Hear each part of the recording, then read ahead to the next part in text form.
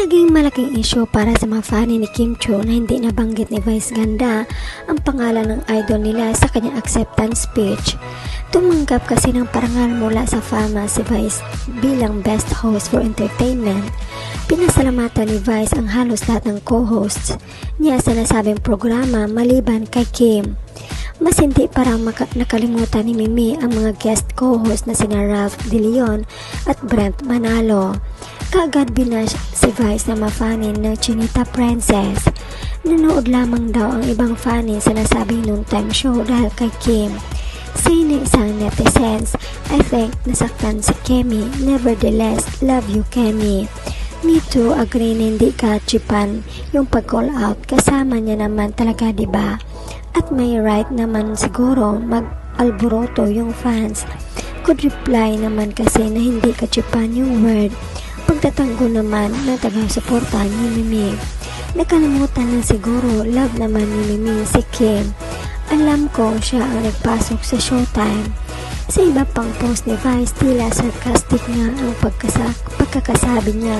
Sana raw ay hindi siya ibas na makaanak ng ina dahil hindi niya ito nabanggit sa speech.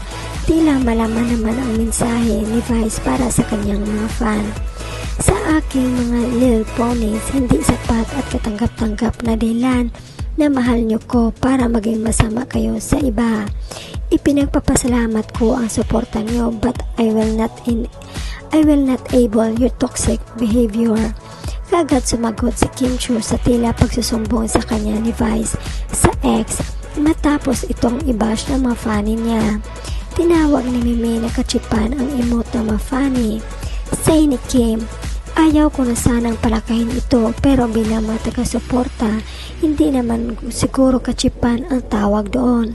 Siguro po marahil sa sobrang pagmamahal at suporta nila sa idolo nila ay protective sila. Initial reaction po siguro ito, hindi sa tinutolerate ko sila pero sana hinayaan na natin ito. Kung wala ang mga taong sumusuporta at lubos na nagmamahal sa atin, wala din tatangkilik sa lahat ng ginagawa natin. Nagkaroon pa ng mga sumunod na post si Vice pero kanina sa mismong noontime show nila ay harapang nagsorry si Vice kay Kim na hindi ito nabanggit. Sagot naman ni Kim ay sanay naman daw itong hindi nababanggit. Heto ang komento ng netizens. Gusto ko na lang talaga na payapang buhay para sa kanya. May every toxic person who takes advantage of her kindness be cut off from her life. May her circle be free. May her circle be free from anyone who drains her energy and only keep those who truly value her. Not a fan of both of you pero I saw your tweet doon sa isang fan ni Kim na tinawag mong cheap. Wala naman akong nabasang masama sa sinabi sa'yo nung tao kasi nag-express lang naman ng disappointment.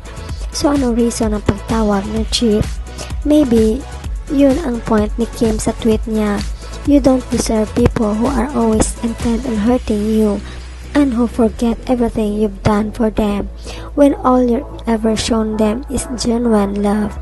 You don't deserve to be on that show anymore because it often feels like you're the one being made the butt of the joke, and it only leads to nothing but bashing directed at you.